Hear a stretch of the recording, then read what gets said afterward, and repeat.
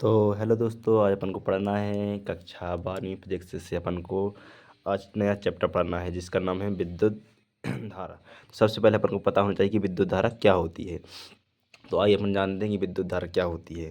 तो इसको अपन सबसे पहले किसके माध्यम से समझेंगे, चित्र के माध्यम से समझते हैं कि विद्युत धारा क्या होती है। कि जैसे कि देखो, माना कि क्या है, एक तार है। क्या है?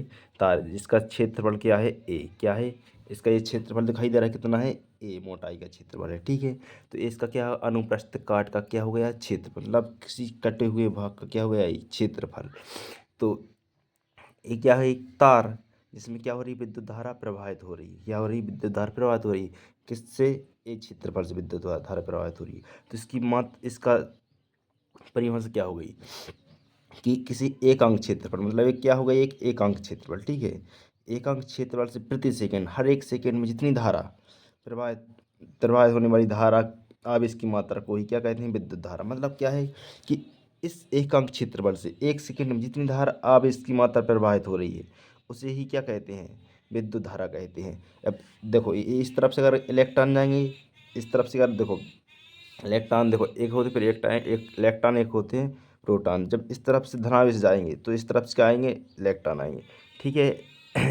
इलेक्ट्रॉन क्या होते हैं, विद्युत इसके किसके, प्रोटॉन क्या होते हैं, धनावेश क्या होते हैं, हमेशा विपरीत दिशा में चलते हैं। ठीक है। तो इसकी विद्युत धारा की अब परिभाषा क्या हुई, विद्युत धारा। तो विद्युत धारा की परिभाषा क्या होगी, एकांक क्षेत्रफल से प्रति सेकंड प्रवाहित होने वाले आवेश की मात्रा को ही क्या कहते हैं, विद्युत धारा। मतलब एकांक क्षेत्रफल से, मतलब कोई भी एक मानांक विद्युत धारा, मतलब चालक है। क्या है, एक चालक। तो उसके एक, मान कि क्या है, एक चालक, तो इसके एकांक क्षेत्रफल, एक एकांक क्षेत्रफल होगा इसका ये। तो इससे प्रवाहित होने वाले आवेश की मात्रा को कितने में, एक सेकेंड में प्रवाहित होने वाली आवेश की मात्रा को क्या कहते हैं, विद्युत धारा कहते हैं। इसको अपन किस तरह लिख सकते हैं, अर्थात क्या, विद्युत धारा क्या होती है, आवेश पर समय, मतलब समय के साथ आवेश का प्रवाह हो रहा है तो अपन इसको क्या लिख दिया, आवेश पर समय है। ठीक है। इससे विद्युत धारा को अपन आई से डिनोट करते हैं और आवेश को अपन क्यू से और समय को टी से। तो इसका मात्रक क्या हो गया, एम्पियर। धारा का मात्रक क्या होता है, विद्युत धारा का मात्रक होता है एम्पियर। अब इसका अपन क्या निकालते हैं, ऐसा ही मात्रक। ठीक है। कि एम्पियर किस तरह आया। तो देखो, क्यू को अपन क्या लिखते हैं, कूलाम, और समय को क्या लिखते हैं, सेकेंड। तो कूलाम को क्या लिखते हैं, मीट एम्पियर पर सेकेंड, और सेकेंड को सेकेंड लिखते हैं। सेकेंड से सेकेंड कट गया तो क्या आ गया, एम्पियर। ठीक है। इसका मात्रा क्या हो गया, एम्पियर। अब एम्पियर का बीम में सूत्र क्या होता है, ए। एम्पियर को हम कैसे डिनोट करते हैं, ए। इसमें एम जीरो है, एल जी, इसमें एम जीरो है, एल जीरो है। ठीक है। और ए क्या है, एम्पियर का बीमी सूत्र, इसमें ना ही समय है। इस तरह आपको विद्युत धारा किसे कहते हैं, इसका भीमी सूत्र, इसका मात्रा के भीमी सूत्र लिखिए। इसको अपन को इस तरह है हल कर लेना है। ठीक है। अब इसके बाद अपन दूसरा इंपॉर्टेंट क्वेश्चन पढ़ते हैं। ठीक है। जिसका नाम है अनुगमन वेग किसे कहते हैं, अनुगमन वेग तथा धारा के घनत्व में संबंध स्थापित कीजिए। ये बहुत ही मोस्ट इम्पोर्टेंट क्वेश्चन है, इसको आपको अच्छे से समझना है। ठीक है। इसको अपन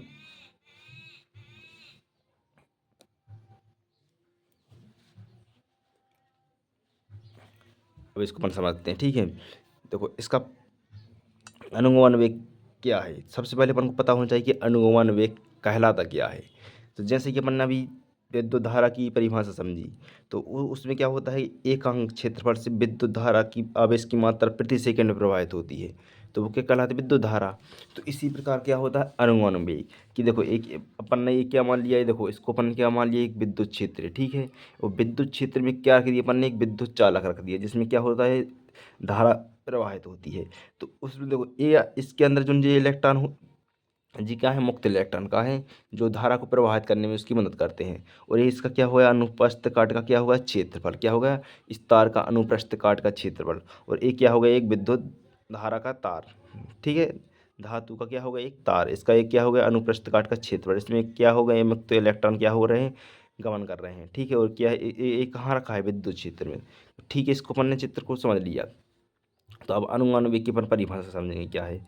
जब किसी धातु चालक को किसी बाह्य विद्युत क्षेत्र में रखा जाता है, देखो जब किसी अपने किसको, धातु चालक को किसी बाह्य विद्युत क्षेत्र में रखा जाता है, तो उसके सभी मुक्त इलेक्ट्रॉन विद्युत क्षेत्र की विपरीत दिशा में एक निश्चित औसत वेग के साथ गति करने लगते हैं। तो इसके जो सभी मुक्त इलेक्ट्रॉन हैं, देखो ये सभी मुक्त इलेक्ट्रॉन हैं, यहाँ पर दिखाई दे हमने क्या लिखा है, ये सभी मुक्त इलेक्ट्रॉन। तो इनके सभी क्या होते हैं, जब किसी धातु के तार को या फिर क्या धातु चालक को किसी बाह्य क्षेत्र में, ये विद्युत क्षेत्र है, बाह्य विद्युत क्षेत्र में रखा जाता है, तो उसके सभी मुक्त इलेक्ट्रॉन, ये सभी मुक्त इलेक्ट्रॉन हैं, तो इसके सभी मुक्त इलेक्ट्रॉन क्या होते हैं, विद्युत धारा की विपरीत दिशा में। अगर विद्युत धारा, देखो विद्युत धारा इस तरफ हो है चल रही है, ठीक है, तो विद्युत धारा की विपरीत दिशा में क्या करने लगते हैं, देखो मुक्त इलेक्ट्रॉन विद्युत धारा की विपरीत दिशा में क्या गमन कर रहे हैं कि नहीं कर रहे, तो विद्युत धारा की विपरीत दिशा में क्या करने लगते हैं, एक निश्चित विपरीत दिशा की विद्युत धारा विद्युत क्षेत्र की एक विपरीत दिशा में एक निश्चित औसत वेग के साथ क्या करने लगते हैं, गति करने लगते हैं। तो इस निश्चित औसत वेग को ही क्या कहते हैं, इलेक्ट्रॉनों का अनुगमन वेग। इसे अक्षर किससे प्रदर्शित करते हैं, BD से, ठीक है। तो अपन को अब देखो इसकी परिभाषा समझेंगे क्या है। जब किसी धातु चालक को किसी बाह्य विद्युत क्षेत्र में रखा जाता है, जब किसी धातु चालक को बाह्य विद्युत क्षेत्र में रखा जाता है, तो उसमें उपस्थित सभी मुक्त इलेक्ट्रॉन विद्युत धारा विद्युत क्षेत्र की विपरीत दिशा में एक निश्चित औसत वेग के साथ क्या करने लगते हैं, गति करने लगते हैं। इसी औसत वेग को ही क्या कहते हैं, निश्चित औसत वेग को ही क्या कहते हैं, इलेक्ट्रॉनों का अनुगमन वेग। इसे किससे प्रदर्शित करते हैं, VD से प्रदर्शित करते हैं, ठीक है। तो इसको अपन इसके चित्र के अकॉर्डिंग समझ सकते हैं कि नहीं समझ सकते। देखो ये क्या है, एक विद्युत क्षेत्र, इसमें क्या रख दिया अपन ने, एक धातु चालक, ठीक है। तो जब विद्युत क्षेत्र में किसी धातु चालक को रखते हैं, तो उसमें क्या है, मुक्त इलेक्ट्रॉन, ये क्या करने लगते हैं, विद्युत क्षेत्र की विपरीत दिशा में गति करने लगते हैं एक निश्चित औसत वेग के साथ। और उसी निश्चित औसत वेग को ही क्या कहते हैं, इसका अनुगमन वेग कहते हैं, ठीक है।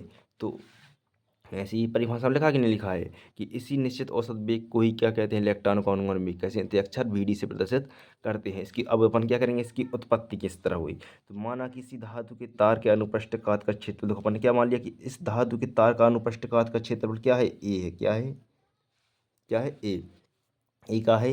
माना किसी धातु के तार के अनुप्रस्थ काट का क्षेत्रफल, देखो ये धातु का तार है, इसके अनुप्रस्थ काट का क्षेत्रफल ने क्या मान लिया, A है, तथा उनके प्रति एकांक आयतन में उपस्थित इलेक्ट्रॉनों की संख्या क्या है, अपन क्या मान लिया, इसके पूरे आयतन में उपस्थित इलेक्ट्रॉनों की संख्या क्या है, N है, ठीक है। प्रति एकांक आयतन में उपस्थित इलेक्ट्रॉनों की संख्या क्या है, N है, तथा उनके अनुगमन वेग क्या है, D। अब देखो जी निश्चित अनुगमन वेग के साथ इस तरफ विद्युत क्षेत्र की विपरीत दिशा में गति कर रहे हैं, जिनका अनुगमन वेग क्या मान लिया अपन ने, क्या मान लिया अपन ने, VD, ठीक है, क्या मान लिया, VD। अतः एक सेकेंड में अनुप्रस्थ काट के क्षेत्रफल से प्रभावित इलेक्ट्रॉनों की संख्या। अब देखो एक सेकेंड में क्या करेंगे, इलेक्ट्रॉन क्या करेंगे, गति करेंगे इस तरफ, तो ठीक है। तो अपन इसको मान लिया एक, देखो एकांक क्षेत्रफल में, ठीक, एक सेकेंड में अनुप्रस्थ काट के क्षेत्रफल से प्रभावित इलेक्ट्रॉनों की संख्या। तो इस क्षेत्रफल से एक सेकेंड में क्या कर रहे हैं, इलेक्ट्रॉनों की, देखो अनुप्रस्थ काट के क्षेत्रफल से प्रभावित इलेक्ट्रॉनों की संख्या निकालनी है। तो एक इलेक्ट्रॉन की संख्या क्या होगी, इस क्षेत्रफल से, तो इस क्षेत्रफल गुणा कर दिया कितने, अनुमान वेग का, और क्या किसका, अनुमान वेग के साथ, क्योंकि मतलब पता है कि कितने वेग के साथ भाग रहे चल रहे हैं। तो इस क्षेत्रफल से जितने वेग के साथ वो गति कर रहे हैं और उनकी इलेक्ट्रॉनों की संख्या अपन क्या मान ली, N, तो वो क्या होगी, इलेक्ट्रॉनों की संख्या, ठीक है। इसको अपन इस तरह लिख सकते हैं। अब इसको अपन क्या करेंगे, अंगारे समझेंगे कि क्या होता है, ठीक है। अब एक इलेक्ट्रॉन का आवेश क्या होता है, E, अतः एक सेकेंड में प्रवाहित कुल आवेश क्या हो गया, देखो एक इलेक्ट्रॉन का आवेश क्या होता है, E, तो अतः एक सेकेंड में प्रवाहित कुल आवेश क्या हो गया। तो विद्युत धारा को अपन क्या करते हैं, I से, I बराबर क्या हो गया, N गुणा A। N मतलब इलेक्ट्रॉन की संख्या, A मतलब क्षेत्रफल, अनुप्रस्थ काट का क्षेत्रफल, और VD क्या हुआ, अनुगमन वेग। तो अपन ने पहले से A क्या हुई, इलेक्ट्रॉनों की संख्या हो गई, ठीक है। उसको अपन किससे, सभी को किससे, आवेश से गुणा कर देंगे, किससे, E से। तो अपन को क्या हो जाएगी, कुल आवेश पता चल जाएगा, ठीक है। अब क्या करें, धारा घनत्व की परिभाषा से, धारा घनत्व की परिभाषा क्या होती है, J बराबर I/A, मतलब धारा और किसके, उसके अनुप्रस्थ काट के क्षेत्रफल के अनुपात को क्या कहते हैं, धारा घनत्व, ठीक है। तो अपन को क्या करेंगे, यहाँ से अपन क्या करेंगे, कुल धारा का अपन क्या कर देंगे, अब इसका यहाँ पर मान रख देंगे, और बटे में A लिखा है, तो क्या हो जाएगा, अब देखो यहाँ A N A V D into E, इसको अपन ने यहाँ पर रख दिया आई की जगह पे, ठीक है।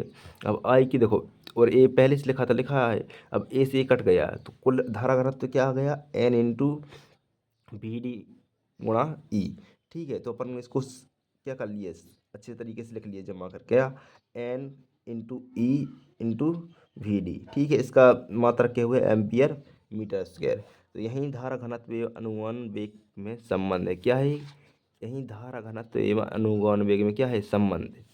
तो इसको अपन यहाँ अच्छी तरह से इसको समझ लेना है, क्योंकि ये बहुत ही इम्पोर्टेंट क्वेश्चन है, आपको इसको नोट भी कर लेना है, ठीक है। इसको यहाँ से जहाँ आपको समझ में नहीं आया तो आप कमेंट में पूछ सकते हैं, और बाकी की आप पिछली वीडियो भी देख लें, जो बहुत ही इम्पोर्टेंट है।